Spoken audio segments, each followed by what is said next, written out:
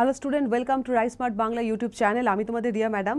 আজকে যে বিষয়টা নিয়ে আমরা আলাপ আলোচনা করব that is all about regarding demand curve and it's important features. এই বিষয়টা বা এই টপিকটা আমরা মূলত সিজিএল, এমটিএস এই ধরনের পরীক্ষাগুলোতে প্রচণ্ডভাবে আসতে দেখি। সুতরাং আর সময় নষ্ট না করে মন দিয়ে সবাই ক্লাসটা অ্যাটেন্ড করো, আশা করি খুব হেল্পফুল হবে। ক্লাসটা শুরু করার আগে যে বিষয়টা তোমাদেরকে বলার সেটা হচ্ছে রাইস স্মার্ট বাংলায় টার্গেট WBCS 2024কে মাথায় রেখে প্রচুর নতুন ব্যাচের ভর্তি শুরু হয়েছে এবং ভর্তি সংক্রান্ত যাবতীয় বিষয়ের জন্য এই নাম্বারটাতে কল করতে ভুলো না, 0336620357 রাইট। সো আর আমরা টাইম ওয়েস্ট না করে বেসিক এরিয়াটাতে হিট করে যাব। তো আজকের ক্লাসে যে বিষয়টার ওপরে আমাদের পড়াশোনা সেটা হচ্ছে demand curve and it's features, মানে হচ্ছে বাংলায় বলবো চাহিদা রেখা এবং তার সঙ্গে জড়িত কিছু উল্লেখযোগ্য বৈশিষ্ট্য বা তার ভেরিয়াস রকমের ইনফরমেশনস রিগার্ডিং এই ডিমান্ড কার্ভ বা চাহিদা রেখা, রাইট। সো আমরা বিষয়টাকে দেখব ওয়ান বাই ওয়ান। তো ফার্স্টে কি বলেছে দেখো, ফার্স্টে বলেছে যে মিনিং অফ ডিমান্ড। ডিমান্ড বলতে কি বোঝায়? ডিমান্ডের বাংলা হলো চাহিদা। তো আমরা কোনো কিছু যখন ডিজায়ার করি যে আমার ওটা কিনলে ভালো হয়, তো আমরা খুব সাধারণ কথায় হয়তো বলে দিই যে ওটার প্রতি আমার চাহিদা আছে, কিন্তু ইকোনমিক্সে চাহিদা ব্যাপারটা কিন্তু একটা অন্য রকমের বিষয়। চাহিদা বিষয়টা তখনই বোঝায় যখন কোনো একটা জিনিস কেনার তোমার ডিজায়ার আছে বা ইচ্ছা আছে এবং সেটা কেনার মতো ফাইন্যান্সিয়াল ক্ষমতা বা ফাইন্যান্সিয়াল ক্রেডিবিলিটি তোমার আছে। মনে করো, একটা উদাহরণ দিই, তোমার ডিজায়ার হলো একটা স্কুটি এবং সেটা কেনার মতো ফাইন্যান্সিয়াল কন্ডিশন তোমার আছে, তাহলে তোমার ওই স্কুটির ডিজায়ার থাকবে না, ওটা ডিমান্ড হয়ে যাবে। কিন্তু মনে করো তোমার ডিজায়ার যদি হয় একটা রোলস রয়েস কার এবং এই মুহূর্তে সেটা কেনার মতো ফাইন্যান্সিয়াল কন্ডিশন তোমার নেই, তাহলে ডেফিনেটলি তোমার সেটা ডিজায়ারই থাকবে, সেটা কিন্তু ডিমান্ড নয়। তাহলে ডিমান্ড বলতে ইকোনমিক্সে কি বোঝায়? যে কোনো একটা জিনিস কেনার তোমার ইচ্ছা এবং সেটা কেনার মতো আর্থিক সামর্থ্য, যদি দুটো একসঙ্গে থাকে তাহলে সেই বিষয়টাকে কিন্তু আমরা ডেফিনেটলি ডিমান্ড বলবো, রাইট। তো বলেছে দেখো, demand in economics implies both the desire to purchase and the ability to pay. তাহলে এখানে দুটো কন্ডিশনস ভীষণ ভালো করে মনে রাখতে হয়। ডিজায়ার টু পারচেস মানে আমি কিনতে চাই, এবং আমার এবিলিটি টু পে এবং সেটা কেনার মতো আর্থিক ক্ষমতা বা সামর্থ্য আমার আছে। সুতরাং ডেফিনেটলি সেটা ইকোনমিক্সের ভাষায় কি বলা হয়? ডিমান্ড বলা হবে, রাইট। নেক্সট কি আছে দেখো, ডিটারমিনেন্টস অফ ডিমান্ড। কোনো জিনিসের ডিমান্ড কি কি বিষয়ের উপর ডিপেন্ড করে। আচ্ছা, এই প্রসঙ্গে খুব সহজ একটা এক্সাম্পল দিই। মনে করো একটা কমোডিটি সে এক্স, সেটাকে আমি টি ধরলাম। মনে করো সেটা চা। চা একটা এমন জিনিস যেটা আমাদের প্রত্যেকের সংসারে লাগে, এটা একটা অতি সাধারণ মাপের জিনিস এবং এটা একটা প্রয়োজনীয় নেসেসারি কমোডিটির মধ্যে পড়ে, রাইট। এবার মনে করো চা তুমি কত কেজি কিনবে সেটা ডেফিনেটলি ডিপেন্ড করে চায়ের প্রতি কেজি দামের ওপরে। চায়ের প্রতি কেজি দাম যদি বেশি হয় ডেফিনেটলি তুমি সেখানে কম কিনবে। চায়ের প্রতি কেজি দাম যদি কম হয় তুমি বেশি কিনবে। এটার জন্য তার ইকোনমিক্স পড়ার প্রয়োজন হয় না, আমরা এটা সবাই জানি। এবার আমরা বলতে পারি যে চায়ের মনে করো যে ডিমান্ড সেটা চায়ের নিজের দামের উপর ডিপেন্ড করছে। এবার শুধু কি চায়ের নিজের দামের উপর ডিপেন্ড করছে? অন্যান্য অনেক জিনিসের উপরও ডিপেন্ড করতে পারে। মনে করো কফির দামের উপর ডিপেন্ড করতে পারে। ফর এক্সাম্পল আমি যদি বলি যে টি আর কফি তো দুটো ভীষণভাবে সাবস্টিটিউট গুডস। তো ডেফিনেটলি এবার যদি কফির দাম কমে তাহলে কি হবে? লোকে কফিটা বেশি কিনতে চাইবে, তার ফলে দেখা যাবে যে চায়ের ডিমান্ডটা কমে গেল। তাহলে এই যে চায়ের ডিমান্ডটা কমে গেল, এটা চায়ের প্রতি কেজি প্রাইসের সঙ্গে এর কোনো লেনা দেনা এই ক্ষেত্রে হচ্ছে না, পুরোটাই কফির দামের উপর ডিপেন্ড করে যাচ্ছে। একই রকমভাবে কোনো কনজিউমারের ইনকাম তার উপরে ডিপেন্ড করে সে কতটা পরিমাণ কিনবে কি কিনবে না। এছাড়া টেস্ট, প্রেফারেন্স, আরও অনেক বিষয় আছে। তার মানে আমি তোমাদের উদাহরণ দিয়ে যতটুকু বোঝাবার চেষ্টা করছি সেটা হচ্ছে যে কোনো একটা কমোডিটির ডিমান্ড সেটা তার নিজের প্রতি ইউনিটের দামের উপর ডিপেন্ড করে, অন্যান্য রিলেটেড বা সম্পর্কিত দ্রব্যের দামের উপর ডিপেন্ড করে, ক্রেতা রুচি, পছন্দ, আয়, এই সমস্ত কিছুর উপর ডিপেন্ড করে। তাহলে এই যে এত এত বিষয়ের উপরে কোনো জিনিসের ডিমান্ড ডিপেন্ড করে বা চাহিদা ডিপেন্ড করে, এই বিষয়টাকে কি বলা হয়? মানে এই সমস্ত বিষয়সমূহ যাদের উপরে কিনা কোনো প্রোডাক্টের ডিমান্ড ডিপেন্ড করে তাদেরকে এক কথায় বলা হয় ডিমান্ড ডিটারমিনেন্টস বা চাহিদা নির্ধারণকারী বিষয়সমূহ, রাইট। তো কি বলেছে দেখো, demand for a commodity is determined by many factors such as own price, consumer income, price of other commodities, taste and preference and time. তার মানে কোনো জিনিসে ডিমান্ড নানা বিষয়ের উপর ডিপেন্ড করে। এই যে বিষয়ের উপর ডিপেন্ড করে তাদেরকে আমরা এক কথায় কি বলি, ডিমান্ড ডিটারমিনেন্টস বা চাহিদা নির্ধারণকারী বিষয়সমূহ। তাহলে এই স্লাইডে আমরা দুটো বিষয় পড়লাম, চাহিদা কাকে বলে, মানে ইকোনমিক্সের টার্মে চাহিদা বলতে কি বুঝি এবং কোনো জিনিসের চাহিদা কি কি বিষয়ের উপর ডিপেন্ড করে, রাইট।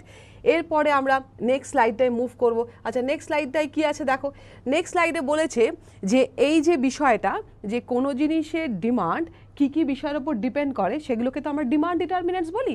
এবার আমি যদি বলি এই পুরো বিষয়টাকে তুমি একটা ফাংশন ফর্মে দেখাতে পারবে, যদি ফাংশন ফর্মে দেখাতে পারতাম, কিসের ফাংশন, মানে কোনো জিনিসের ডিমান্ড তার সঙ্গে তার ডিমান্ড ডিটারমিনেন্টস, মানে কোনো জিনিসের চাহিদা তার সঙ্গে তার চাহিদা নির্ধারণকারীর বিষয়ের যে সম্পর্ক, সেটা যদি একটা অপেক্ষক বা ফাংশনের মাধ্যমে দেখাতাম, তাহলে সেটাকে বলা হয় ডিমান্ড ফাংশন বা চাহিদা অপেক্ষক।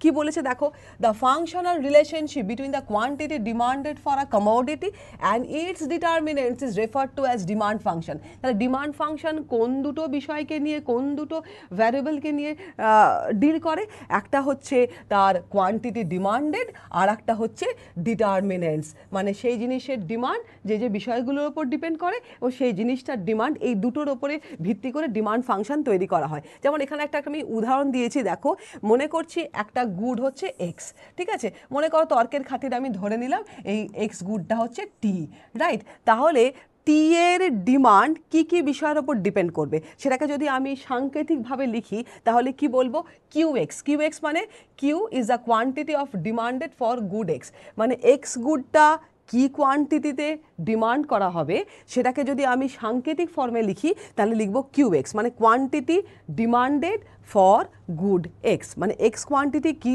এক্স দ্রব্যটা কি কোয়ান্টিটিতে ডিমান্ড করা হবে সেটাকে যদি আমি শর্ট ফর্মে লিখি বা সাংকেতিক ফর্মে লিখি তাহলে ডেফিনেটলি সেটাকে আমরা সিম্বলিক্যালি কিউ এক্স বলবো, যেটার মানে হলো quantity demanded for good X. এবার এক্স কমোডিটিটার চাহিদা কী কী বিষয়ের উপর ডিপেন্ড করে, function of PX, PY, M, T, আরও অনেক বিষয়। তো পিএক্সটা কী আছে দেখো, PX is the per unit price of good X. যদি আমি এক্স কমোডিটিটা টি ধরি তাহলে টি এর প্রতি কেজি দামের ওপরে কিন্তু টি এর চাহিদাটা ডিপেন্ড করে যাবে। বলাই বাহুল্য, আমি যদি তোমাকে বলি যে টি এর প্রতি কেজির দাম তোমার বাড়ছে, তাহলে ডেফিনেটলি অন্যান্য জিনিসগুলো মানে কি, মনে করো পিওয়াই, এম, টি, এগুলোর যদি কোনো চেঞ্জ না হয় তাহলে আমরা বলতেই পারি যে টি এর প্রতি কেজির দাম যদি বাড়ে তাহলে টি এর ডিমান্ড কিন্তু কমে যাবে। আবার একই রকমভাবে আমি যদি বলি টি এর প্রতি কেজির দাম কমছে তাহলে টি এর ডিমান্ড কিন্তু বেড়ে যাবে, রাইট। তার মানে আমরা এটা বলতেই পারি যে টি এর ডিমান্ড টি এর প্রতি কেজি দামের ওপর ডিপেন্ড করে। তো সেই বিষয়টা যখনই তুমি বলছো, একটা জিনিস মনে রাখবে যে যখনই কোনো একটা ইন্ডিপেন্ডেন্ট ভেরিয়েবল নিয়ে তুমি কথাবার্তা বলছো, তো সেটার ইম্প্যাক্ট বা প্রভাব বোঝাবার জন্য বাকি সমস্ত ইন্ডিপেন্ডেন্ট ভেরিয়েবলগুলোকে কিন্তু কনস্ট্যান্ট করে দিতে হয়, এটাই নিয়ম, রাইট। এটাকে আমরা সেটারাস এটাকে আমরা কম্পারেটিভ স্ট্যাটিক অ্যানালিসিসের মধ্যে বলি, রাইট। তার মানে একটা বিষয়কে নিয়ে যখন আমরা তার ইম্প্যাক্টটা বোঝার চেষ্টা করছি, তো বাকি বিষয়গুলোকে আমরা কি করে দেবো, কনস্ট্যান্ট। তা যদি হয় তাহলে আমরা বলবো যে টি এর প্রতি কেজির দাম যদি বাড়ে, অন্যান্য বিষয়সমূহ যদি কনস্ট্যান্ট থাকে, তাহলে ডেফিনেটলি টি এর ডিমান্ডটা কী হবে, কমে যাবে। আবার টি এর ডিমান্ড যদি টি এর প্রাইস যদি কমে যায় তাহলে কিন্তু টি এর ডিমান্ডটা কিন্তু বেড়ে যাবে। মনে করবো যে অন্যান্য বিষয়গুলো এক্ষেত্রে কনস্ট্যান্ট আছে, শুধু চেঞ্জটা হচ্ছে টি এর প্রাইসের, রাইট। তাহলে সেক্ষেত্রে আমরা বলতেই পারি যে পিএক্স একটা গুরুত্বপূর্ণ ভূমিকা পালন করে থাকে এই ফাংশনটার মধ্যে।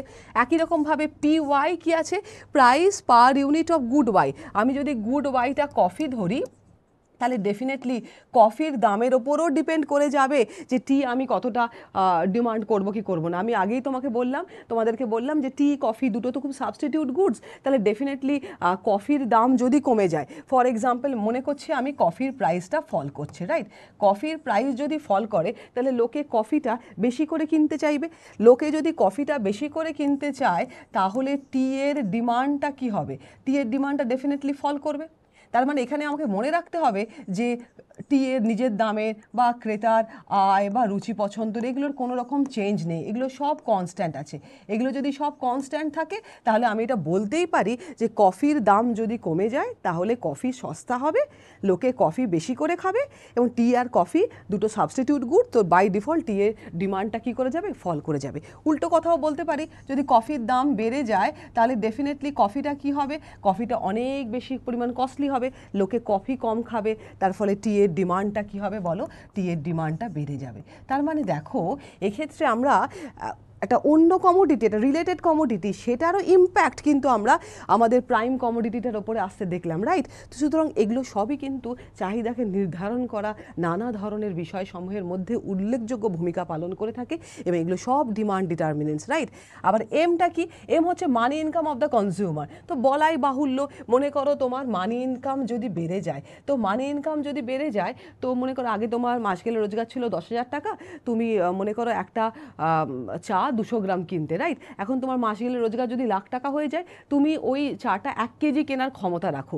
কিনবে কি কিনবে না সেটা পরের ব্যাপার, তুমি কিনতে পারো, রাইট? তার মানে তোমার ইনকাম বাড়লে ডেফিনেটলি তোমার কোয়ান্টিটি ডিমান্ড কি হয়ে যাবে, বেড়ে যাবে। ইনকাম যদি কমে তাহলে তোমার কোয়ান্টিটি ডিমান্ডটা কমে যাবে। কিপিং ইন মাইন্ড যে আমি এখানে মনে করছি যে PX, PY, টি এগুলোর কোনো রকম চেঞ্জ নেই, এগুলো সব কনস্ট্যান্ট আছে, রাইট?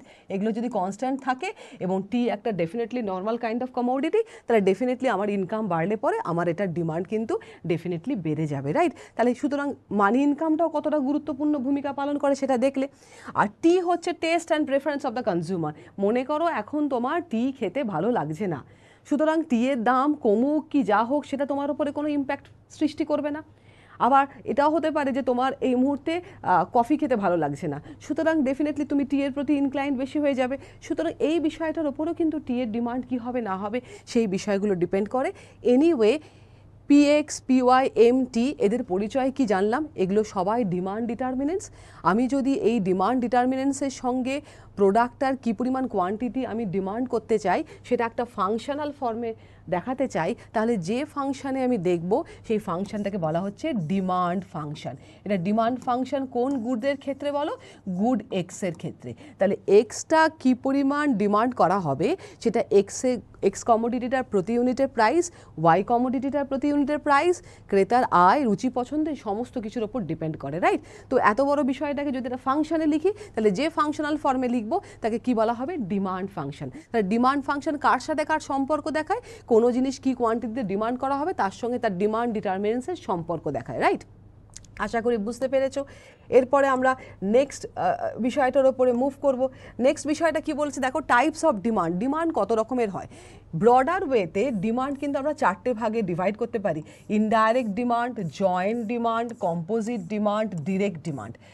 তো এই যে indirect demand, joint demand, composite demand, direct demand, এটা টাইপস অফ ডিমান্ডের 4টে শ্রেণীবিভাগ।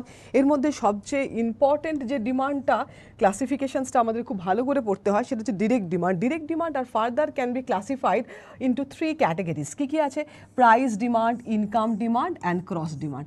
আমরা 1 বাই 1 প্রত্যেকটা ডিমান্ড নিয়ে পড়বো এবং প্রত্যেকটা ডিমান্ডের জায়গাতে প্রচুর প্রশ্ন আমরা CGL MTS আসতে দেখি, সুতরাং এই জায়গাটা একটু ভালো করে বুঝে রাখবে। কি বলেছে দেখি, আমরা 1 বাই 1 প্রত্যেকটাতে যাব। ফার্স্ট কি বলেছে দেখো, ডিরেক্ট ডিমান্ড। তো direct demand is very important. তো আমি স্টার্ট করছি ডিরেক্ট ডিমান্ড, বাংলায় বলা হয় প্রত্যক্ষ চাহিদা। তো কি বলেছে দেখো, it refers to the demand for a commodity that is directly consume to satisfy human wants. For example, demand for food, cloth, shelter. আচ্ছা, খাদ্য, বস্ত্র, বাসস্থান এগুলো আমাদের একটা অতি প্রয়োজনীয় জিনিস এবং এগুলো থেকে আমরা প্রতিনিয়ত ইউটিলিটি বা উপযোগিতাটাকে কনজিউম করি। এগুলো ছাড়া আমাদের জীবনটা চলবে না। তাহলে এগুলোর ডিমান্ডকে আমরা কী ধরনের ডিমান্ড বলবো? তুমি বলবে এই ধরনের ডিমান্ড হচ্ছে ডিরেক্ট ডিমান্ড, প্রত্যক্ষ চাহিদা। তাহলে যে ধরনের প্রোডাক্ট থেকে আমি ডাইরেক্টলি উপযোগিতা বা ইউটিলিটিটাকে ডিরাইভ করি বা ইউটিলিটিটাকে আমরা নিয়ে থাকি, সেই দ্রব্যের সমস্ত ডিমান্ডকে আমরা ডিরেক্ট ডিমান্ড বা প্রত্যক্ষ ডিমান্ড বা প্রত্যক্ষ চাহিদা বলে থাকি, রাইট? এবার এই ডিরেক্ট ডিমান্ড বা প্রত্যক্ষ চাহিদার কটা পার্ট আছে দেখো, price demand, income demand, cross demand. Price demand কি বলেছে দেখো, it refers to the demand for a commodity at various prices of the commodity assuming other things remaining the same. আচ্ছা, এবার একটা জিনিস মন দিয়ে শোনো, আমরা একটু আগে পড়লাম যে মনে করো এক্স কমোডিটিটার ডিমান্ড কী কী বিষয়ের উপর ডিপেন্ড করে, PX, PY, M, T, এই নানা বিষয়ের উপর ডিপেন্ড করে। আমরা পড়লাম এটাকে বলা হয় demand function for good x, right? এবার মনে করো আমি যখন প্রাইস ডিমান্ড বলছি তখন কি করা হয় জানো, আমরা এই বড় ডিমান্ড ফাংশনটাকে একটুখানি রিডিউস ফর্মে লিখব। QX is a function of PX, keeping বুঝতেই পারছো কোনগুলোই কনস্ট্যান্ট বলবো, PY, M, T T equals to constant.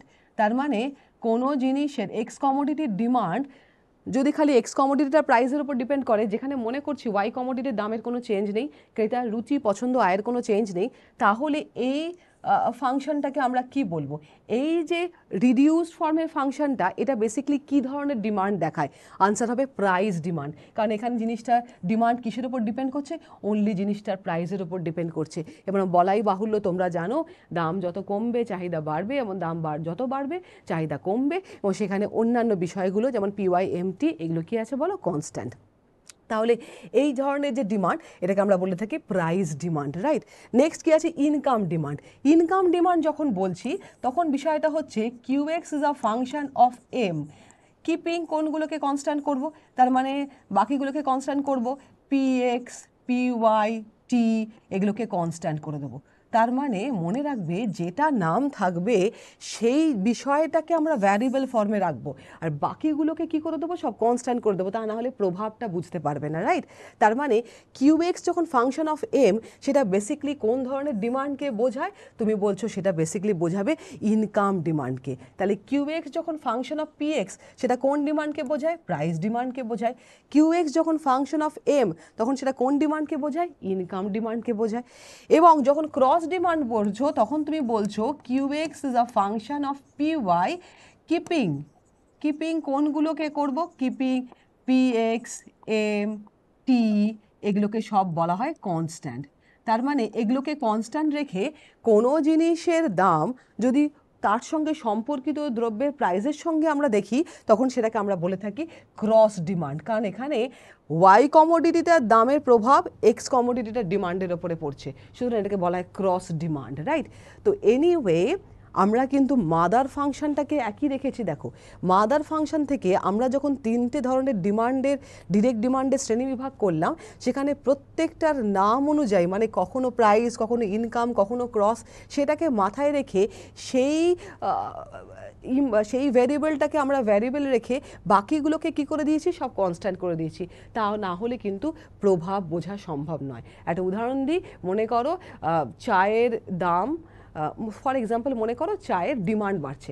এবার চায়ের ডিমান্ড বাড়ছে, আমি তোমাকে জিজ্ঞাসা করছি কী কারণে চায়ের ডিমান্ড বাড়ছে? তুমি বলছো চায়ের দাম কমেছে, ক্রেতার আয়ও বেড়েছে, কফির দামটা এখন খুব বেশি, লোকে চা কিনতেও চাইছে বেশি, রুচি আছে ওইদিকে। তো আমি কিসের জন্য কোন ইম্প্যাক্টটা হয়েছে আমি তো বলতে পারবো না তোমাকে।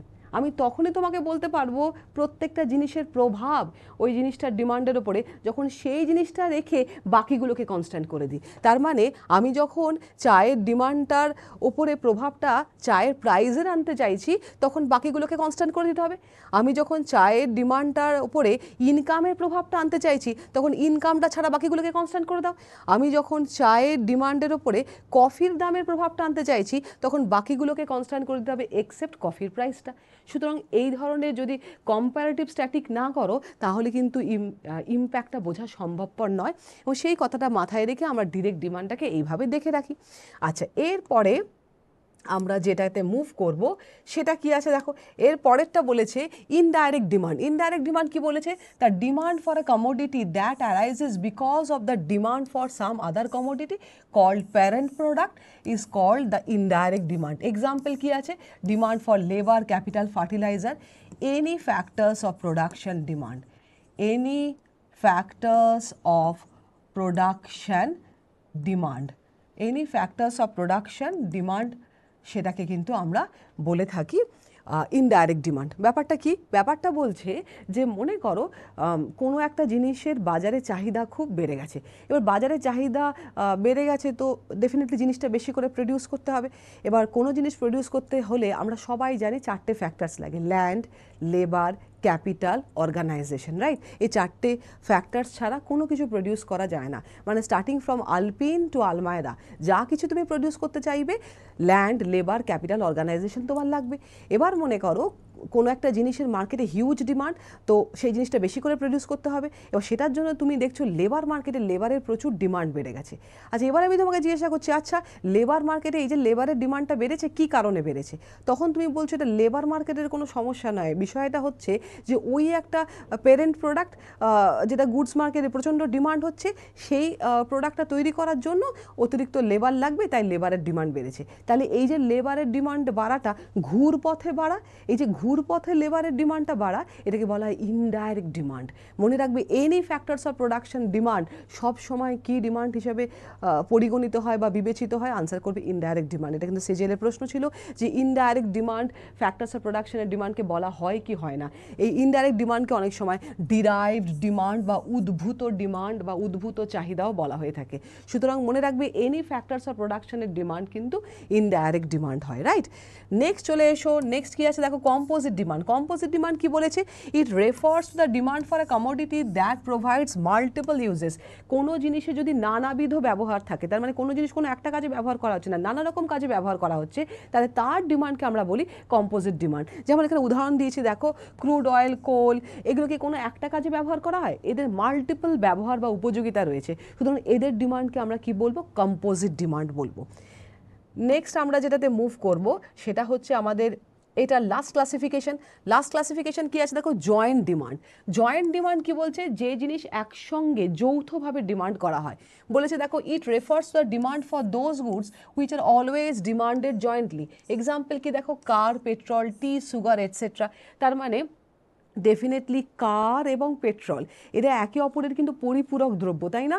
তার মানে তুমি শুধু বাড়িতে একটা কার কিনে রেখে দাও না, ঠিক আছে, আবার পেট্রোলটা না কনজিউম করে, আবার এমনও করো না যে গ্যালন গ্যালন পেট্রোল বাড়িতে স্টোর করছো কিন্তু কার কেনোনি, তাহলে এটাও তো করবো না। তার মানে ডেফিনেটলি আমি যখন দুটো জিনিসকে একই সঙ্গে ব্যবহার করি, যেখানে একটা ছাড়া আর একটা চলবে না, তার ডিমান্ডকে বলা হয়ে থাকে জয়েন্ট ডিমান্ড। যেমন মনে করো পেন অ্যান্ড ইঙ্ক, শুধু পেনের প্লাস্টিকের খোলটা নিয়ে কিছু হবে না, আবার লিকুইড ইঙ্কটা নিয়েও কিছু হবে না, দুটোকে একসঙ্গে ব্যবহার করছো, তখন তার একটা উপযোগিতা তৈরি হচ্ছে। যারা টিয়ে মনে করো সুগার দিয়ে খায়, তার মানে ডেফিনেটলি টি এবং সুগার একসঙ্গে কনজিউম করা হচ্ছে, এদেরকে বলা হয় পরিপূরক দ্রব্য, এবং এদের একসঙ্গে ডিমান্ড করা হচ্ছে বলে এদের ডিমান্ডকে বলা হয় জয়েন্ট ডিমান্ড। তাহলে যে সমস্ত দ্রব্য একসঙ্গে জয়েন্টলি ডিমান্ড করা হয় কোনো একটা উপযোগিতা মেটাবার জন্য, তাদের ডিমান্ডকে বলা হয় জয়েন্ট ডিমান্ড, রাইট? এই জয়েন্ট ডিমান্ড বিষয়টা আশা করি বুঝেছো। এক্ষেত্রে দুটো শর্ট নোট একটুখানি আমরা দেখে রাখবো কোন কোন কমোডিটির ওপরে। একটা হচ্ছে কমপ্লিমেন্টস আর একটা হচ্ছে সাবস্টিটিউটস। কমপ্লিমেন্টস কথাটার মানে হচ্ছে পরিপূরক, একটু আগেই যে কথাটা বললাম, যেমন কার, পেট্রোল বা টি, সুগার, এরা বেসিকলি কি ধরনের দ্রব্য? এরা বেসিকলি হচ্ছে কমপ্লিমেন্টারি গুডস, মানে একটা ছাড়া আর একটা হবে না। তার মানে ডেফিনেটলি কোনো একটা প্রোডাক্টকে আমরা ইউজ করি না, তার আলাদা করে কোনো উপযোগিতা নেই, দুটোকে একসঙ্গে ইউজ করলে তবে তার একটা যৌথ উপযোগিতা তৈরি হয়। তো এরা ইকোনমিক্সের ভাষায় এরা কেমনভাবে বুঝবে? বলেছে দেখো, টু গুডস, মনে করো আমি এই এক্সাম্পলটা নিলাম, কার পেট্রোলের এক্সাম্পলটা নিলাম।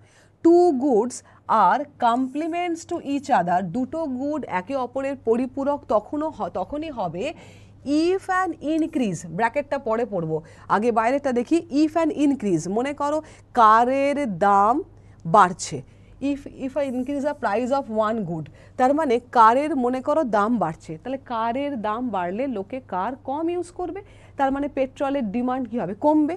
বলেছে দেখো, good causes consumer demand less, তার মানে কারের যেই প্রাইস বেড়ে যাবে লোকে কিন্তু কার কম চাপবে, পেট্রোলের ডিমান্ড কমবে। আবার উল্টোটাও হতে পারে, যদি মনে করো কারের প্রাইসটা ফল করেছে, লোকে কার বেশি করে চাপবে, সুতরাং ডেফিনেটলি কারটা তো পেট্রোল ছাড়া চলবে না, তাহলে পেট্রোলের ডিমান্ড কী হবে বলো? বেড়ে যাবে। সুতরাং এই যে বিষয়টা ডেফিনেশনটা দেওয়া আছে, এই ডেফিনেশনটা কখনো এরকম দুলে দুলে মুখস্থ করার বিষয় নয়, ব্যাপারটা ভালো করে একটু বুঝে নেবে। ডেফিনেশনসটা তোমাকে দিয়ে বলতে পারে এটা কোন ধরনের কমোডিটির ডেফিনেশনস বা কোন ধরনের কমোডিটিকে এটা ডিফাইন করে, বোঝায়, তাহলে সেক্ষেত্রে একবার ভালো করে রিডিং পড়বে এবং এক্সাম্পলটা মাথায় সেট করে নিয়ে বুঝবে, তাহলে দেখবে একদম জলের মতো ক্লিয়ার। যেমন আমি তোমাদের বললাম যে কারের দাম যদি বাড়ে তো ডেফিনেটলি পেট্রোলের ডিমান্ড কমে যাবে, কারের দাম যদি কমে ডেফিনেটলি পেট্রোলের ডিমান্ড বেড়ে যাবে। তাহলে ডেফিনেটলি তুমি বলবে এটা পরিপূরক দ্রব্যের ডেফিনেটলি ডেফিনেশন বা কমপ্লিমেন্টারি দ্রব্যের ডেফিনেশন। আমি যখন সাবস্টিটিউট বলছি, সাবস্টিটিউট মানে একটু আগে আমরা বেসিক এক্সাম্পলে যেটা পড়েছিলাম টি, কফি, রাইট? তো আমরা টি, কফি এই দুটো দ্রব্য যদি বলি তাহলে ডেফিনেটলি এগুলো কিন্তু সাবস্টিটিউট দ্রব্য, সাবস্টিটিউট দ্রব্য মানে যেই দ্রব্যগুলো একই সঙ্গে কিন্তু কনজিউম করা হয় না। মনে করো আমরা তো কখনো করি না যে একটা কন্টেনারে টি কফি সব একসঙ্গে দিয়ে স্ট্র দিয়ে খাচ্ছি, তা তো হয় না। তার মানে আমি টি খেলাম, একটু ব্রেক দিলাম, তারপর আবার কফি খেলাম, তো এটা অ্যাকচুয়ালি একটার বদলে একটা ব্যবহার করা হয়, রাইট? সুতরাং এই ধরনের প্রোডাক্টকে বলা হয় সাবস্টিটিউট কমোডিটি, রাইট? তাহলে এবার এটার ডেফিনেশনসটা কি বুঝবো? বলেছে দেখো, two goods are substitute if an increase, আবারও বলছি ব্যাকেটটা পরে বুঝবো, আগে এটা বাইরেটা দেখি। If an increase in the price of one good, তার মানে মনে করো টি এর দাম বাড়ছে। টি এর দাম বাড়লে কি হবে? লোকে টি কম কনজিউম করবে, তাহলে কফির ডিমান্ড কি হবে? বাড়বে। কজেস কনজিউমার ডিমান্ড মোর, তার মানে কফির ডিমান্ড কি হবে বলো? বেড়ে যাবে। তাহলে টি এর যেই প্রাইস বাড়বে কফির ডিমান্ড কিন্তু বেড়ে যাবে। আবার উল্টোটা সত্যি, মানে টি এর প্রাইস যখন ফল করবে লোকে টি কিন্তু বেশি করে কনজিউম করবে। লোকে টি বেশি করে কনজিউম করলে কফির ডিমান্ডটা ফল করবে, তো কফির ডিমান্ডটা লেস হয়ে গেল। তার মানে ডেফিনেটলি এই কোনটা ইনক্রিজ, কোনটা ডিক্রিজ, কোনটা লেস, কোনটা মোর, এটা কিন্তু ডেফিনেটলি তোমাকে এক্সাম্পলটা মাথায় বসিয়ে নিয়ে বুঝতে হবে, এবং তাহলে কিন্তু এই ডেফিনেশনটা একদম জলের মতো ক্লিয়ার হয়ে যাবে, রাইট? সুতরাং এখান থেকে আমরা কমপ্লিমেন্টারি অ্যান্ড সাবস্টিটিউটগুলোর ডেফিনেশনসটা একটু দেখে রাখবো। তো এখানে এসে আমাদের টাইপস অফ ডিমান্ডে যে ক্লাসিফিকেশন ছিল, direct demand, indirect demand, joint demand, composite demand, সেই সেকশনটা এন্ড, রাইট? আশা করি বুঝতে পেরেছো। এরপরে আমরা নেক্সট যে সাবসেকশনটায় মুভ করব সেটা কি আছে দেখো, ল অফ ডিমান্ড। অত্যন্ত সহজ একটা এরিয়া, এবং আমরা সমস্ত সময় কিন্তু এখান থেকে প্রশ্ন সিজিএল, এমটিএস এই ধরনের পরীক্ষাতে প্রচুর আসতে দেখি। একটা নাম্বারও এখানে মিস করা উচিত নয় যদি তুমি ক্লাসটা একটু ভালো করে অ্যাটেন্ড করে থাকো। জলের মতো সহজ জিনিস। ল অফ ডিমান্ড বাংলায় বলা হয় চাহিদার নিয়ম বা চাহিদার সূত্র। আচ্ছা, এই সূত্রের প্রবক্তা কে ছিলেন? অ্যালফ্রেড মার্শাল, যাকে ফাদার অফ নিও ক্লাসিক্যাল ইকোনমিক্স বলা হয়, নয়া ধ্রুপদী অর্থনীতিবাদের জনক বলা হয় মার্শালকে। তিনি প্রথম এই ল অফ ডিমান্ডের বিষয়টা এনেছিলেন। তো ল অফ ডিমান্ডের বিষয়টা কি, এটা বলতে গেলেই আমরা ওই বিষয়টা চলে যাব। মানে আমরা প্রাইস ডিমান্ড পড়েছিলাম, একটু আগেই দেখেছিলাম ডিরেক্ট ডিমান্ডের একটা পার্ট ছিল প্রাইস ডিমান্ড, যেখানে আমি তোমাদের বলেছিলাম যে Q X is a function of P X, যেখানে আমরা মনে করছি পিওয়াই এর কোনো চেঞ্জ নেই, এম এর কোনো চেঞ্জ নেই, টেস্ট অ্যান্ড প্রেফারেন্সের কোনো চেঞ্জ নেই। তো এই বিষয়টাই ল অফ ডিমান্ড। এই বিষয়টাই ল অফ ডিমান্ড। মানে আমি যদি মনে করি পিওয়াই এর কোনো চেঞ্জ নেই, এম এর কোনো চেঞ্জ নেই, টি এর কোনো চেঞ্জ নেই, তাহলে এক্স কমোডিটিটার দাম যদি কমে তাহলে কোয়ান্টিটি ডিমান্ডেড বাড়বে, আর এক্স কমোডিটিটার দাম যদি বেড়ে যায় তাহলে কোয়ান্টিটি ডিমান্ডেড কি হবে? কমে যাবে। তার মানে যদি এক্স কমোডিটিটার দাম বেড়ে যায় কোয়ান্টিটি ডিমান্ডেড কমে যাবে, যদি এক্স কমোডিটির দাম কমে যায় কোয়ান্টিটি ডিমান্ডেড বেড়ে যাবে। তার মানে এটা তখনই হবে যখন আমি মনে করব এই সমস্ত বিষয়গুলো যেগুলো ডিমান্ড ডিটারমিনেন্টস হিসাবে ডিমান্ড ফাংশানে ছিল সেগুলোকে সমস্ত কনস্ট্যান্ট করে দিয়েছো এক্সেপ্ট ওন প্রাইস। তাহলে দাম কমলে, কোনো জিনিসের দাম কমলে চাহিদা বাড়ে, দাম বাড়লে চাহিদা কমে, এটাই চাহিদার নিয়ম। তাহলে চাহিদার নিয়ম বলতে কি বোঝায়? কোনো জিনিসের দাম কমলে চাহিদা বাড়ে, দাম বাড়লে চাহিদা কমে। এবং এই ধরনের কথা যখনই তুমি বলছো এখানে তোমাকে বলে দিতে হবে কিপিং ইন মাইন্ড যে নিজে দ্রব্যটার দাম ছাড়া অন্যান্য সমস্ত জিনিস কিন্তু কনস্ট্যান্ট রয়েছে, অন্যান্য সমস্ত ফ্যাক্টর কনস্ট্যান্ট আছে, রাইট? তো বলেছে দেখো, the law of demand expresses the functional relationship between the price and quantity demanded ceteris paribus. এই সেটারাস প্যারিবাস ব্যাপারটা কি? এই সেটারাস প্যারিবাস একটা ল্যাটিন ওয়ার্ড যেটা বলে all other things being unchanged or constant. তার মানে দ্রব্যটা নিজের দাম ছাড়া বাকি সমস্ত জিনিসগুলোকে আমরা কি ধরে নিয়েছি? কনস্ট্যান্ট। তাহলে সেই বিষয়টাকে আমরা কিন্তু সেটারাস প্যারিবাস বলি। সুতরাং ল অফ ডিমান্ডের ডেফিনেশন যদি তোমাকে পরীক্ষায় জানতে চায় তাহলে তোমাকে কিন্তু পুরো ডেফিনেশনটা তুমি বললে, কিন্তু সেটারাস প্যারিবাস কথাটা যদি মিস করে যাও 0 পাবে। কারণ তোমাকে বলে দিতে হবে যে অন্যান্য সমস্ত ফ্যাক্টরসগুলো কনস্ট্যান্ট আছে except own price of the commodity. এটা না বললে কিন্তু পুরো থিওরিটাই কিন্তু এখানে দাঁড়ায় না। তো সেই জায়গা থেকে দাঁড়িয়ে সেটারাস প্যারিবাস কথাটা কিন্তু বলতে হবে। তাহলে ল অফ ডিমান্ড আমরা কি শিখলাম? কোনো জিনিসের দাম কমলে চাহিদা বাড়ে এবং দাম বাড়লে চাহিদাটা কমে। তো ল অফ ডিমান্ড সম্পর্কে ওই কথাটা আরেকবার বলেছি দেখো, according to the law of demand all other things being constant if the price of a commodity fall the quantity demanded will rise. একই রকমভাবে প্রাইস অফ এ কমোডিটি যদি রাইজ হয় কোয়ান্টিটি ডিমান্ডেড ফল হয়, এটাকে আমরা বলি ল of demand. এবার বলেছে দেখো, thus according to the law of demand there is an inverse relationship between the price and quantity demanded. বলাই বাহুল্য আমরা কি শিখলাম? দাম কমলে চাহিদা বাড়ে, আবার দাম যদি বাড়ে তাহলে চাহিদা কমে। তো there is an inverse relationship, বিপরীতমুখী সম্পর্ক। তাহলে কোন ধরনের রিলেশনশিপ আমাদের ল অফ ডিমান্ডে স্টেট করা হয়? আনসার সবসময় করবে ইনভার্স রিলেশনশিপ, রাইট, বিপরীতমুখী সম্পর্ক। এখানে এসে ল অফ ডিমান্ডের বিষয়টা আমাদের এন্ড। নেক্সট আমরা যে সাব টপিকটায় মুভ করব সেটা হচ্ছে একটা basic idea, the demand schedule and demand curve.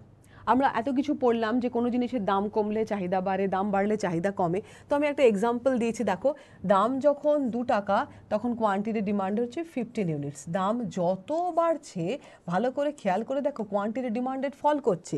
দাম যখন প্রতি ইউনিটের দাম 3 টাকা তখন কিন্তু কোয়ান্টিটি ডিমান্ডেড 12 ইউনিটস। দাম যখন প্রতি ইউনিট 4 টাকা তখন কোয়ান্টিটি ডিমান্ড হচ্ছে 10 ইউনিটস। তো it is very much according to law of demand অনুযায়ী হয়েছে।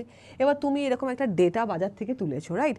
এবার যখন তুমি এটাকে এরকম টেবিল ফর্মে রিপ্রেজেন্ট করছো, মানে প্রাইস এবং কোয়ান্টিটি এই পুরো বিষয়টার মধ্যে যে বিপরীতমুখী সম্পর্কটা, সেটা তুমি ডেটাটা যখন টেবিল ফর্মে রিপ্রেজেন্ট করো তখন সেটাকে বলা হয় ডিমান্ড শিডিউল, বাংলায় বলা হয় চাহিদা তালিকা। তাহলে চাহিদা তালিকাতে আমরা বিপরীতমুখী সম্পর্ক প্রাইস এবং কোয়ান্টিটির মধ্যে পাই এবং সেটা একটা ট্যাবিউলার প্রেজেন্টেশন, টেবিল ফর্মে প্রেজেন্ট করা হয়, রাইট।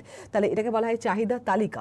বলেছে দেখো the demand schedule is a tabular presentation of the different price of a commodity and its corresponding quantity demanded ceteris paribus। Definitely অন্যান্য জিনিসগুলোকে আমরা কি ধরে রেখেছি? কনস্ট্যান্ট। এবার এই যে তুমি চার্টটা পেলে, যেটাকে তুমি বলছো ডিমান্ড শিডিউল বা চাহিদা তালিকা, সেটাকে যদি তোমাকে গ্রাফে রিপ্রেজেন্ট করতে বলি, তো আমরা ছোটো বয়সে সবাই গ্রাফ দেখেছি। তো আমরা মনে করি এখানে ভার্টিক্যাল অ্যাক্সিস মানে ওয়াই অ্যাক্সিসে আমি প্রাইসটা ধরলাম এবং হরাইজন্টাল অ্যাক্সিস এক্স অ্যাক্সিসে আমি কোয়ান্টিটিটা ধরলাম। এবার আমি যদি এই পুরো বিষয়টাকে গ্রাফে প্লট করি, তো আমরা জানি যত উপরের দিকে যাব এদিকে ভ্যালু ক্রমাগত বাড়ে, এখানেও হরাইজন্টালে যত এদিকে মুভ করব ভ্যালু বাড়বে। এবার আমি যদি তোমাকে বলি 215 কম্বিনেশনটা বসাও, তুমি 215 কম্বিনেশনটা বসিয়ে পয়েন্ট এ পাবে। আমি যদি বলি তোমাকে 312 কম্বিনেশনটা বসাও, তুমি পয়েন্ট বি পাবে।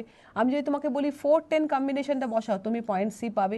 এবারে এ বি সি পয়েন্টকে একটা লোকাস বা একটা সঞ্চার পথ দিয়ে যোগ করলে তুমি যে চিত্র পাও সেটাকে বলা হয় ডিমান্ড কার্ভ বা চাহিদা রেখা। তার মানে ডিমান্ড শিডিউলের সঙ্গে ডিমান্ড কার্ভের কি ডিফারেন্স? একটা ট্যাবুলার প্রেজেন্টেশন, একটা গ্রাফিক্যাল প্রেজেন্টেশন, বেসিক বিষয়টা এক। তাহলে এটা টেবিল ফর্মে দেখানো হয়, এটা তোমার গ্রাফিক্যালি দেখানো হয়। কি বলেছে দেখো, the demand curve is a graphical representation of the demand schedule এবং according to the law of demand the demand curve slopes downward to the right that it is a negatively slope. তো বলাই বাহুল্য demand curve একটা normal কমোডিটির ক্ষেত্রে সবসময় negatively sloped বা downward স্লোপিংই হবে। According to law of demand যদি এই ডেটাটাকে পুট করতে হয় তাহলে এটা ডাউনওয়ার্ড স্লোপিং কার্ভই হয়। তাহলে তোমাদের পরীক্ষায় প্রশ্ন আসে যে ডিমান্ড কার্ভ যে ডাউনওয়ার্ড স্লোপিং এটা কোন ল অনুযায়ী হয়? আনসার করবে ল অফ ডিমান্ড অনুযায়ী হয়, রাইট।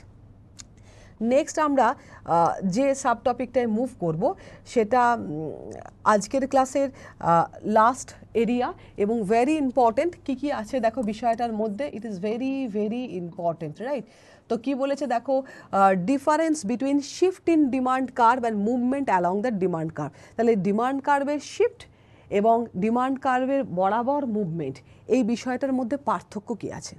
তো আমরা প্রথমে চলে আসবো movement along the demand curve, মানে ডিমান্ড কার্ভ বরাবর মুভ করা। তো একটা জিনিস দেখো, আমি এখানে ভার্টিক্যাল অ্যাক্সিসে প্রাইস দিয়েছি, হরাইজন্টাল অ্যাক্সিসে কোয়ান্টিটি দিয়েছি। এবার দেখো একটা আমি ডিমান্ড কার্ভ ড্র করেছি, যেখানে যখন প্রতি ইউনিটের দাম ছিল 12 টাকা তখন 40 ইউনিট কেনা হতো, যখন প্রতি ইউনিটের দাম 10 টাকা তখন ডিমান্ড আরও বেড়েছে 55 ইউনিটস, যখন প্রতি ইউনিটের দাম 7 টাকা তখন 75 ইউনিটস কেনা হচ্ছে। তো তুমি বলবে একদমই ল অফ ডিমান্ড অনুযায়ী ডেটাটা পুট করে আপনি এই কার্ভটা ড্র করেছেন, খুব ভালো কথা। এবার যখন তুমি এই ডিমান্ড কার্ভটা ড্র করছো তুমি মনে করে নিয়েছো যে পিওয়াই, এম, টি এগুলো সব কনস্ট্যান্ট, বলাই বাহুল্য, তবে তুমি ওই ডিমান্ড শিডিউলটা থেকে ডিমান্ড কার্ভটাকে আঁকতে পেরেছো। এবার যদি আমি তোমাকে বলি কথা প্রসঙ্গে তুমি মনে করো এই পয়েন্টটাতে আছো, মিড পয়েন্টটাতে আছো, মানে তুমি প্রতি ইউনিটের দাম 10 টাকা, তুমি 55 ইউনিটস কিন্তু কিনছো। এবার যদি কোনো কারণে প্রতি ইউনিটের দাম কমে গিয়ে 7 টাকা হয়ে যায়, তোমার কিন্তু ডিমান্ড অনেক বেড়ে যাবে, তুমি আর এই পয়েন্টে পড়ে থাকবে না, তুমি কিন্তু এই পয়েন্টের দিকে মুভ করবে। তার মানে এই যে তুমি প্রাইসটা ফল করার জন্য এই পয়েন্টের দিকে মুভ করলে মানে যেই প্রাইস ফল করে গেল তুমি তোমার ডিমান্ডটাকে বাড়িয়ে দিলে, তাহলে ডেফিনেটলি একই পয়েন্টে পড়ে থাকা তো সম্ভবপর নয়। তুমি ডিমান্ড কার্ভ বরাবর ডাউনের দিকে নামলে, তাহলে এই যে ডাউনের দিকে নামলে এটাকে বলা হয় extension along the demand curve. ঠিক আছে, এটা এক্সটেনশনও বলা হয়, এক্সপ্যানশনও বলা হয়। তার মানে আমি ডিমান্ড কার্ভ বরাবর ডাউনের দিকে নামলাম, তাহলেই আমি দেখাতে পারবো এই বিষয়টা যে দামটা কমেছে, আমার ডিমান্ডটা বেড়েছে। এছাড়া অন্য কোনোভাবে দেখানো সম্ভবপর নয়।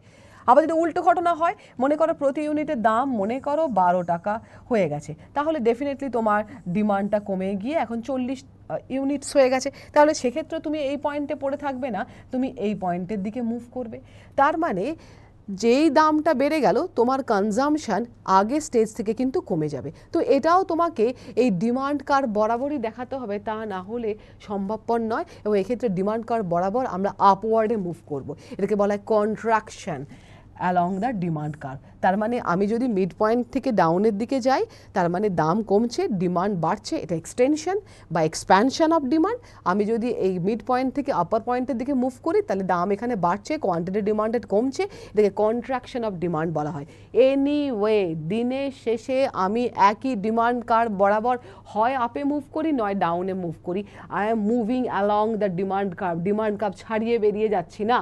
এটা তখনই হয় যখন প্রাইজের মুভমেন্টটা আপ অ্যান্ড ডাউন হচ্ছে, প্রাইস একই জায়গায় নেই, এবং কিপিং ইন মাইন্ড যে বাকি সমস্ত ফ্যাক্টরস কি আছে, কনস্ট্যান্ট। তার মানে মনে রাখবে এই ঘটনাটাকে বলা হয় movement along the demand curve. তার মানে movement along the demand curve কিসের জন্য হয়, change in own price of the commodity, কোনো জিনিসের নিজের দামের চেঞ্জের জন্য হয়, keeping all other things constant, এর বাইরে কোনো উত্তর হবে না। তার মানে মুভমেন্ট অ্যালং দ্য ডিমান্ড কার্ভের ক্ষেত্রে মনে রাখবে দ্রব্যটা নিজের দামে চেঞ্জ হচ্ছে, তার জন্যই movement along the demand curve হচ্ছে, কখনো আপে কখনো ডাউনে, বাকি সমস্ত ফ্যাক্টরস কনস্ট্যান্ট। রাইট, তো সেটাই বলেছে দেখো, the effects of the change in own price ceteris paribus, মানে অন্যান্য জিনিসগুলো constant, on the quantity demanded is known as change in quantity demanded or the movement along the demand curve. তো এখানে এই কোয়ান্টিটি কথাটা আমি বোল্ড করেছি, তার একটা কারণ এখানে পরিমাণের চেঞ্জ হচ্ছে, তাই না? তাহলে মুভমেন্ট অ্যালং দ্য ডিমান্ড কার্ভও যা change in quantity, change in quantity ডিমান্ডেডও তাই। তার মানে চেঞ্জ ইন কোয়ান্টিটি ডিমান্ডেড মানে চাহিদার পরিমাণের পরিবর্তনও যা, মুভমেন্ট অ্যালং দ্য ডিমান্ড কার্ভও তাই, এক্সপ্যানশন কন্ট্রাকশন অফ দ্য ডিমান্ডও তাই। তার মানে আমরা শিখলাম কি, যে movement along the demand curve নানা নামে পরিচিত, সেটাকে চেঞ্জ ইন কোয়ান্টিটি ডিমান্ডেডও বলা হয়, সেটাকে এক্সপ্যানশন অর কন্ট্রাকশন অফ ডিমান্ডও বলা হয়। তার মানে এগুলো কিন্তু অল্টারনেটিভ নেম তৈরি করে রাখতে হবে, রাইট? তো এখানে কোয়ান্টিটি কথাটা ইজ ভেরি ইম্পর্টেন্ট। বলেছে দেখো, such movement are also sometimes described as extension or contraction of demand. তার মানে movement along the demand curve আরও অ্যাডিশনাল দুটো নামেও পরিচিত, change in quantity demanded or expansion or contraction of demand. দিনের শেষে মনে রাখছি movement along the demand curve মানে দ্রব্যটার নিজের দামের পরিবর্তন, বাকিগুলো সব কনস্ট্যান্ট। এক্ষেত্রে আমরা ডিমান্ড কার্ভ বরাবর হয় আপে যাই নয় ডাউনের দিকে মুভ করি। এরপর আমরা নেক্সট যে বিষয়টাতে মুভ করব, নেক্সট বিষয়টা হচ্ছে চেঞ্জ ইন ডিমান্ড, যেটাকে আমরা শিফট অফ দ্য ডিমান্ডও বলে থাকি। তাহলে বলছে শিফট অফ দ্য ডিমান্ড কার্ভও যা চেঞ্জ ইন ডিমান্ডও তাই, চেঞ্জ ইন ডিমান্ড। মনে রাখবে এখানে কিন্তু আমি কোয়ান্টিটি কথাটা দিইনি, কোয়ান্টিটি কথাটা কিন্তু এখানে নেই। তার মানে quantity, change in quantity demanded কথাটা যদি থাকে তাহলে movement along the demand curve হবে। আর যদি কোয়ান্টিটি কথাটা না থাকে তাহলে কিন্তু ডেফিনেটলি চেঞ্জ ইন ডিমান্ড বললে সেটা শিফট অফ দ্য ডিমান্ড বোঝায়, সেটা একই ডিমান্ড কার্ভ বরাবর মুভ করা বোঝায় না। তার মানে তোমাকে কোয়ান্টিটি কথাটা দেখে বুঝতে হবে যে আমরা movement along the demand curve করব নাকি shift of the demand curve করব। যদি কোয়ান্টিটি কথাটা না থাকে মনে রাখবে শিফট অফ দ্য ডিমান্ড থেকে প্রশ্ন, আর যদি কোয়ান্টিটি কথাটা ডেফিনেটলি থাকে তাহলে মনে রাখবে যে মুভমেন্ট অ্যালং দ্য ডিমান্ড কার্ভের ওপরে প্রশ্ন। তো বলেছে দেখো, the effect of change in any factors other than own price on the quantity demanded involve shift in the demand or change in demand. মনে রাখবে এক্ষেত্রে দেখো কি বলেছে, কোনো দ্রব্যের নিজের দামটা ছাড়া বাকি সমস্ত বিষয়ের জন্য যদি কখনো ডিমান্ডের কোনো পরিবর্তন হয় তাহলে সেটাকে বলা হয় change in demand or shift of the demand. তার মানে এখানে ওন প্রাইসটাকে কি করা হচ্ছে, কনস্ট্যান্ট রাখা হচ্ছে। তার মানে শিখলাম চেঞ্জ ইন ডিমান্ডে ওন প্রাইসটা কি থাকে, ওন প্রাইসটা কনস্ট্যান্ট থাকে। বাকি যে কোনো ফ্যাক্টর, সেটা পিওয়াই এ চেঞ্জ হতে পারে, এম এ চেঞ্জ হতে পারে, টি এ চেঞ্জ হতে পারে, any one factors change, any one factors change, তার মানে যে কোনো একটা বিষয়ের যদি চেঞ্জ হয় তাহলে যে বিষয়টা আমরা দেখব সেটা শিফট ইন দ্য ডিমান্ড। তাহলে শিফট ইন দ্য ডিমান্ডে কিন্তু মনে রাখবে দ্রব্যটা নিজের দামের কোনো চেঞ্জ হয় না, কিন্তু যখনই আমি চেঞ্জ ইন কোয়ান্টিটি ডিমান্ডেড বলি, চেঞ্জ ইন কোয়ান্টিটি ডিমান্ডেড বলি, সেখানে কিন্তু ওন প্রাইজের চেঞ্জ, ওন প্রাইজের চেঞ্জ, এবং সেখানে বাকি ফ্যাক্টরসগুলো মানে মনে করো পিওয়াই, এম, টি, এগুলো কিন্তু ডেফিনেটলি কনস্ট্যান্ট।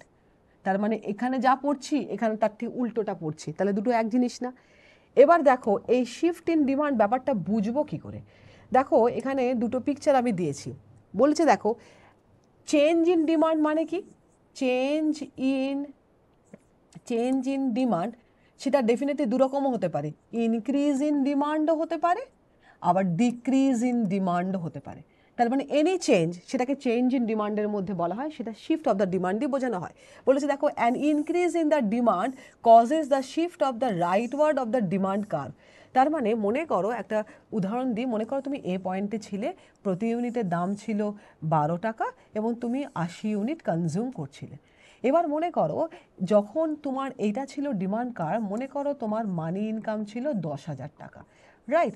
এবার মনে করো কোনো কারণে তোমার মানি ইনকাম বেড়ে গিয়ে হয়ে গেল 20,000 টাকা। তাহলে আমি তোমাদের কি শিখিয়েছি যে চেঞ্জ ইন ডিমান্ডে নিজের দামের কোনো চেঞ্জ হয় না, অন্য যে কোনো ফ্যাক্টরের চেঞ্জ হতে পারে। তো আমি এখানে ধরলাম অন্য যে কোনো ফ্যাক্টরটা, মনে করো মানি ইনকাম, মানি ইনকামের চেঞ্জটা ধরলাম।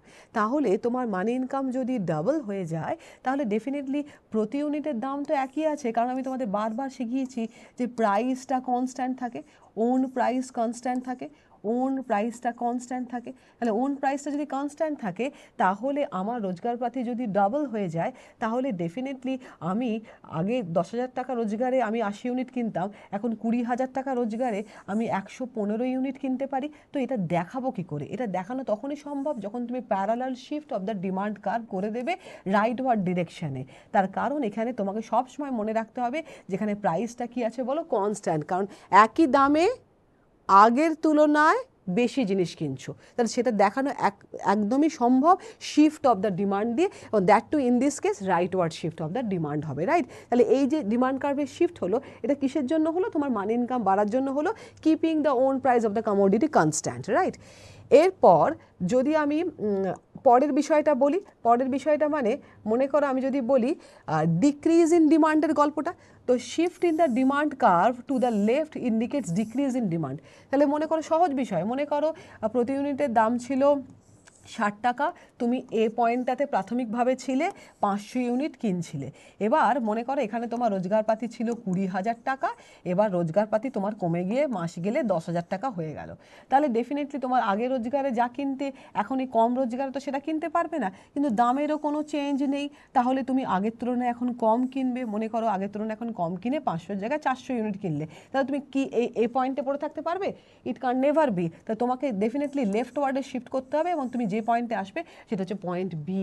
তার মানে এখানে ডিমান্ড কার্ভটা কিন্তু লেফট ওয়ার্ড শিফট হলো। তার মানে কোনো দ্রব্যের নিজের দাম কনস্ট্যান্ট থাকা অবস্থাতে যদি তোমার কোনো কারণে মানি ইনকামটা বেড়ে গেল তাহলে তুমি ডেফিনেটলি রাইট ওয়ার্ড শিফট করবে, আর যদি তোমার মানি ইনকাম কমে যায় তাহলে তুমি লেফট ওয়ার্ড শিফট করবে।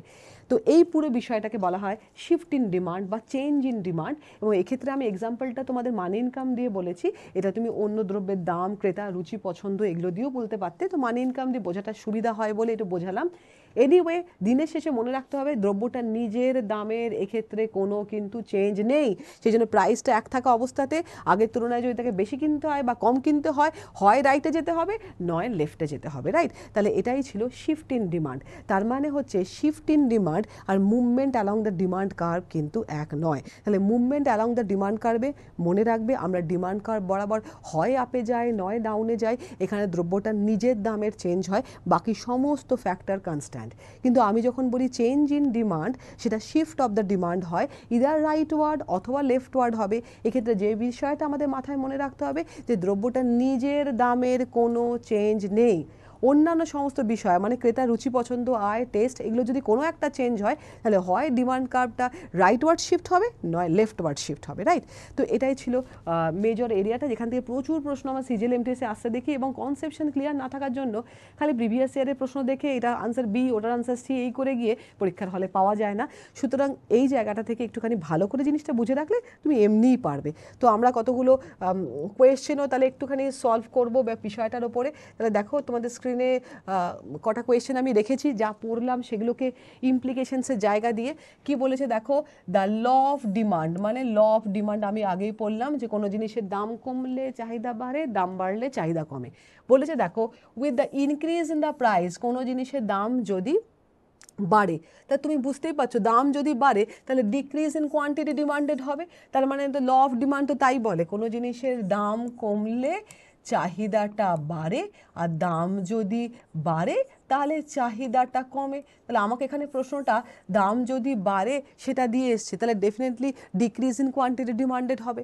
নেক্সট কোয়েশ্চেন দেখো, the following would cause the change in quantity demanded. দেখো এখানে কোয়ান্টিটি কথাটা তলায় আন্ডারলাইন সবার আগে তুমি করে নিলে, কারণ তুমি জানো চেঞ্জ ইন কোয়ান্টিটি ডিমান্ডেড আর চেঞ্জ ইন ডিমান্ড দুটো এক জিনিস নয়। তাহলে পরীক্ষার হলে সবার আগে কোয়ান্টিটি কথাটা দেখে একটু আন্ডারলাইন করে নিলে তাহলে তোমার মাথায় রেজিস্টার্ড হয়ে গেল কোয়ান্টিটি কথাটা। ম্যাডাম বলেছিলেন যে এটা তখনই হয় যখন we are moving along the same demand curve, right? এখানে শিফটের কোনো গল্প থাকে না, সুতরাং যে অপশানসগুলো শিফট দিয়ে থাকবে সেগুলো আমরা করব না, রাইট? তো এবার কি আছে দেখো যে the following would cause the change in quantity demanded of a product. তাহলে কোয়ান্টিটি ডিমান্ডেডে আমরা কোনটা জিনিসের চেঞ্জ ধরেছি? ওন প্রাইজের চেঞ্জ হয়, তাই না? ওন প্রাইজের চেঞ্জ হয়। তাহলে বাকি বিষয়গুলো মানে মনে করো পিওয়াই এম টি এগুলো কি থাকে বলো? সব কনস্ট্যান্ট থাকে, তাই তো শিখেছি। তা যদি হয় তাহলে changing in the price of related commodity মানে পিওয়াইটা বলেছে হবে না, চেঞ্জিং কনজিউমার টেস্ট হবে না, ইনক্রিজ ইন কনজিউমার ইনকাম হবে না, তাহলে কোনটা হবে? Decreasing price of a product, তাই না? তার মানে এখানে ওন প্রাইসের যদি কোনো চেঞ্জ হয় তাহলে কিন্তু চেঞ্জ ইন কোয়ান্টিটি ডিমান্ডেডটা হয়, কারণ আমরা movement along the same demand curve করি। তাহলে কীভাবে আনসারটা করলে একদম যেমনভাবে বুঝিয়েছি সেটা অনুযায়ী হলো বিষয়টা, রাইট? নেক্সট কি আছে দেখো, নেক্সট যে দুটো কোয়েশ্চেন আছে নেক্সট কোয়েশ্চেনগুলো কি বলেছে? নেক্সট কোয়েশ্চেনটা বলেছে দেখো increase in demand can occur due to. এবার দেখো ইনক্রিজ ইন ডিমান্ড, একবারও কি ইনক্রিজ ইন কোয়ান্টিটি ডিমান্ড কথাটা আছে? কোয়ান্টিটি নেই, সঙ্গে সঙ্গে তুমি সতর্ক হয়ে গেলে কোয়ান্টিটি কথাটা যেহেতু নেই তো movement along the demand curve তো হবে না, তাহলে এটা শিফটের প্রশ্ন, রাইট? এবার কি বলেছে দেখো increase in demand can occur due to increase in the income of the consumer, decrease in the price of the complementary good, increase in the price of substitute good. তো আনসারটা অল অফ দিস করবে, কারণ তোমাদের আমি শিখিয়েছিলাম যে যখনই change in demand হয় on প্রাইসটা কি হয়ে যায় বলো? ওন প্রাইসটা কনস্ট্যান্ট হয়। ওন প্রাইসটা যদি কনস্ট্যান্ট হয় তাহলে পিওয়াই এম টি এগুলো সব কটা চেঞ্জগুলোকেই আমরা কনসিডার করতে পারি। সুতরাং আনসারটা যে কোনো কিছু চেঞ্জের জন্যই হতে পারে, সুতরাং অপশানে তুমি অল অফ দিস নেবে। নেক্সট কি আছে দেখো movement along the demand curve illustrates. তাহলে মুভমেন্ট অ্যালং দ্য ডিমান্ড কার্ভে তুমি কিভাবে বলবে? তো আমরা সবাই জানি movement along the demand curve মানে চেঞ্জ ইন কোয়ান্টিটি ডিমান্ডেড। তোমাদের বারবার শিখিয়েছি চেঞ্জ ইন কোয়ান্টিটি ডিমান্ডেড মানেই হচ্ছে movement along the demand curve, কারণ এখানে কোয়ান্টিটি কথাটা খুব ইম্পর্টেন্ট, রাইট? তো এখানে এসেই ক্লাসটা এন্ড। আশা করি ক্লাসটা তোমাদের জন্য খুব হেল্পফুল হবে, মন দিয়ে ভিডিওটা দেখো এবং এই ভিডিওটা যদি একটু ভালো করে তৈরি করে রাখতে পারো দেখে নিয়ে পড়াটা, তাহলে কিন্তু এই ধরনের প্রশ্ন যখনই সিজিএল এমটিএসের পরীক্ষাগুলোতে দেবে তুমি নিজেই আনসার করতে পারবে, এবং কোনো জায়গায় আনসার যদি রঙও দেওয়া থাকে তুমি তার জন্য যুক্তিটা তোমার কাছে তৈরি থাকবে, রাইট? সুতরাং মন দিয়ে ক্লাসটা দেখো, আশা করি হেল্পফুল হবে। Thanks for watching.